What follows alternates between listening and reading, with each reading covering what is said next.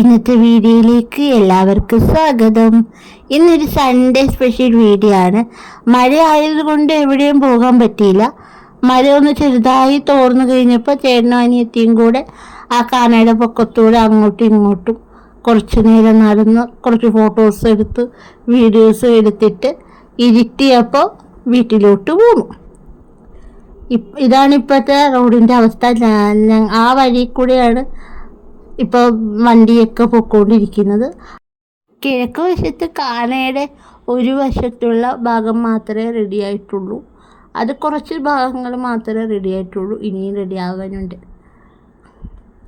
ഇനി ഞങ്ങളെടുത്ത കുറച്ച് ഫോട്ടോസും വീഡിയോസൊക്കെ കണ്ടിട്ട് വരാം.